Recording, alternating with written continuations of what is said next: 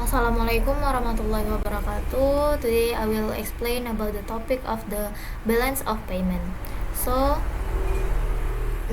the introduction of the topic is this chapter explore how the international financial system functions in linking national economies through exchange rate mechanisms, capital flows, and monetary policy interaction. As globalization's intensive cross-border movements of funds have become more rapid and influential, causing change in interest rates, inflation, or expectation in one country to impact economic stability elsewhere. Miskin emphasized that understanding how exchange rates are determined, how exchange rate regimes are chosen, and how currency crises can emerge is essential for comprehending the dynamics of modern open economies. Through this the chapter provides a crucial foundation for understanding the challenges and threats of countries face in maintaining stability with an increasingly integrated global financial environment. The pendahuluan dalam bab ini yaitu membahas bagaimana sistem keuangan internasional berfungsi dalam menghubungkan perekonomian nasional melalui mekanisme nilai tukar, arus modal, dan interaksi kebijakan moneter. Seiring meningkatnya globalisasi, pergerakan dari dana lintas negara menjadi semakin cepat dan berpengaruh, sehingga perubahan dari suku bunga, inflasi, atau ekspektasi di suatu negara dapat mempengaruhi adanya stabilitas ekonomi di negara lain. Miskin menekankan bahwa memahami bagaimana nilai tukar ditentukan dari bagaimana rezim nilai tukar itu dipilih dan bagaimana krisis mata uang dapat muncul sangat penting untuk memahami dinamika ekonomi terbuka modern. Melalui analisis pada bab ini memberikan dasar yang penting untuk memahami bagaimana tantangan dan trade-off yang dihadapi negara dalam menjaga stabilitas di tengah lingkungan keuangan global yang semakin terintegrasi. The topic of the balance of payment. This is the method for measuring the effects of international financial transactions on the economy.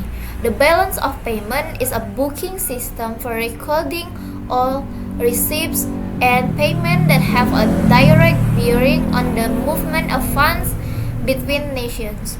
The current account shows international transactions that involve currently produced goods and services. The trade balance is a part of this account and so the difference between export and import. The capital account shows the net receipts from capital transactions, and the capital flow into a country are recorded as receipts, whereas outflow are registered as a payment. Given these definitions, the following equation holds. The current account times the capital account equals net change in governmental international reserve. The slide of the balance of payment explain about metode untuk mengukur dampak dari transaksi keuangan internasional terhadap perekonomian. Neraca pembayaran adalah sistem pencatatan untuk merekam semua penerimaan dan pembayaran yang berhubungan langsung dengan pergerakan dana antar negara. Dan akun berjalan atau current account menunjukkan transaksi internasional yang melibatkan barang dan jasa yang diproduksi saat ini. Neraca perdagangan adalah sebuah bagian dari akun ini dan menunjukkan selisih antara ekspor dan impor akun modal atau capital account di sini menunjukkan adanya penerimaan bersih dari transaksi modal, dan arus modal masuk dicatat sebagai penerimaan, sedangkan arus keluar dicatat sebagai pembayaran. Dengan definisi ini berlaku persamaan, yaitu current account ditambah dengan capital account sama dengan net change in governmental interest international reserve atau perubahan bersih pada cadangan internasional pemerintah. The next slide explain about the exchange rate determination. Exchange rates are determined in the foreign exchange market. So the key determinants include the point first is a interest rate differential. The second point is a expectation of exchange rate movement, and the third point is of inflation differences, demand for foreign versus domestic assets. A core concept introduced is the interest parity condition, so which links interest rates to expected exchange rate changes. Nilai tukar ditentukan di pasar valuta asing. Faktor penentunya yaitu meliputi yang pertama ada perbedaan suku bunga, yang kedua ada ekspektasi pergerakan nilai tukar, yang ketiga ada inflasi, perbedaan inflasi, yang keempat ada permintaan aset asing versus domestik. Konsep inti yang diperkenalkan adalah interest parity condition, yaitu yang menghubungkan tingkat bunga dengan ekspektasi perubahan nilai tukar. The next slide is a exchange rate regimes. The point A is a fixed exchange rate. The central banks maintain a set value through foreign exchange interventions. The pros about the fixed exchange rate is a stability. The cons about the fixed exchange rate is a loss of monetary independence. The point B is a floating exchange rate. Market forces determine the value. The pro is a flexibility and the contra is a volatility. The last point is a managed float. Managed float is a hybrid regime with occasional intervention by authorities. Slide 5 ini menjelaskan adanya sistem nilai tukar. Sistem nilai tukar tetap yaitu bank sentral mempertahankan nilai tertentu melalui intervensi falas. The next slide explain about the fixed exchange rate system. The fixed exchange rate system have a 2 point, and the first point is a create the International Monetary Fund or IMF, which sets rules and provides loans to deficit countries. And the second point is a set up the International Bank for Reconstruction and Development. Example is a World Bank, which provides loans to developing countries. And how fixed exchange rate system work? There are essentially two situations where a central bank will act in the foreign exchange market. There are when the domestic currency is either overvalued and undervalued. So pada slide ini menjelaskan bahwa bagaimana sistem tetap dari exchange rate tersebut, dan exchange rate tersebut memiliki 2 poin. Yang poin pertama yaitu membentuk IMF yang menetapkan aturan dan memberikan pinjaman kepada negara defisit, dan poin kedua yaitu membentuk International Bank for Reconstruction and Development atau World Bank yang memberikan pinjaman kepada negara berkembang. So bagaimana sistem nilai tukar tersebut tetap bekerja? Ada dua situasi ketika bank sentral tersebut akan bertindak di pasar valuta asing. Ketika mata uang domestik overvalue atau undervalue, atau nilainya tersebut over atau di bawah dari value tersebut. Selanjutnya yaitu the next slide is a floating exchange rate. In a floating exchange rate regime,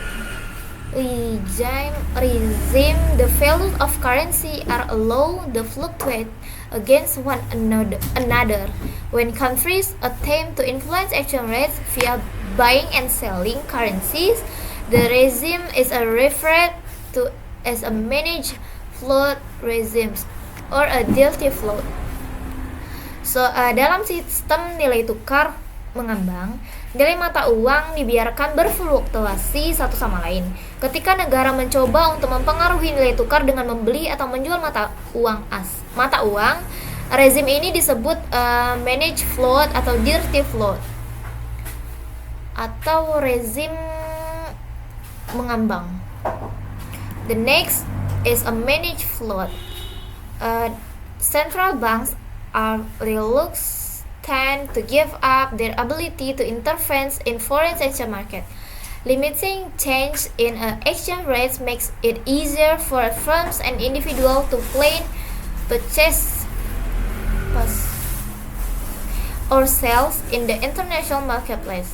Countries with a trade surplus are reluctant to allow their currency appreciates since it hurts domestic sales. On the other hand, countries with a trade deficit do not want to see their currency lose value since it makes foreign goods more expensive. So, dari managed float, bank sentral tersebut enggan melepaskan kemampuan untuk melakukan intervensi di pasar falas.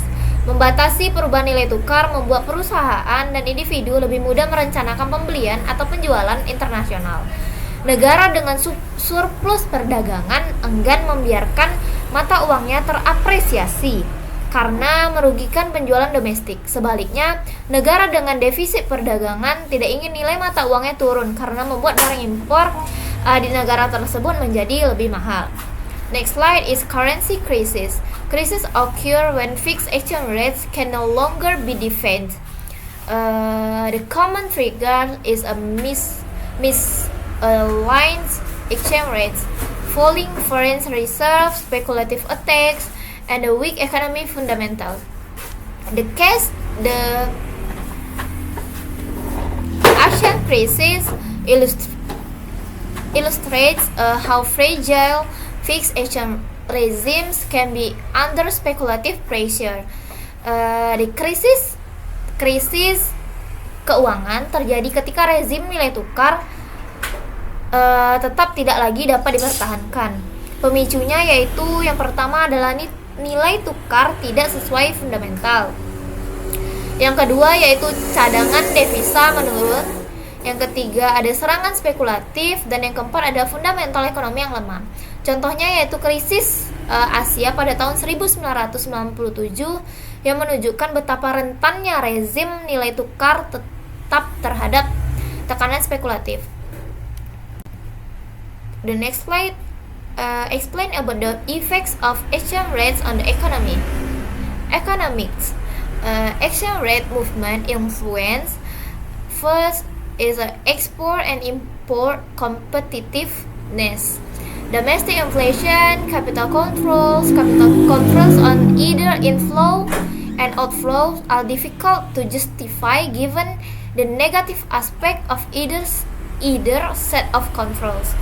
The last influence is a macroeconomic stability. Depreciation boosts export but increase import costs. Pergerakan nilai tukar itu dapat mempengaruhi daya saing ekspor, ekspor impor, yang kedua ada inflasi domestik, yang ketiga dapat mempengaruhi kontrol modal yang sulit diterapkan karena dampak negatifnya, yang terakhir yaitu stabilitas makroekonomi. Depresiasi tersebut dapat meningkatkan nilai ekspor tetapi dapat menaikkan biaya impor. Next slide explain about the role of the IMF. There is a need for international lender of less research and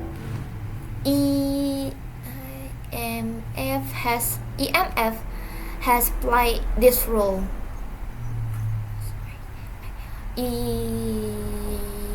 International Lender of Last Resort creates moral hazard problem, and the EMF needs to limit moral hazard lent on to countries with good bank supervision. And then last rule is needs to do International Lender of Last Resort rule fast and infrequently. Jadi poin pertama yaitu dibutuhkannya Lender of Last Resort International atau ILLR dan IMF menjalankan peran ini. Yang kedua yaitu peran tersebut dapat menimbulkan masalah moral hazard. Dan yang ketiga, IMF perlu membatasi moral hazard dengan memberikan pinjaman hanya kepada negara dengan sistem pengawasan perbankan yang baik. Dan yang terakhir yaitu peran ILL tersebut harus dilakukan secara cepat dan jarang. The conclusion about the topic is a balance of payment is the international financial system requires careful coordination of monetary policy, exchange rate management, and capital flow regulation. The balance of payment is the bookkeeping system for funds moving between nations was explored. Countries must navigate the phase of the policy trilemma while remaining integrated into the global economy. So that's all the presentation about the topic of the balance of payments. Thanks for your attention and thank you. Assalamualaikum warahmatullahi wabarakatuh.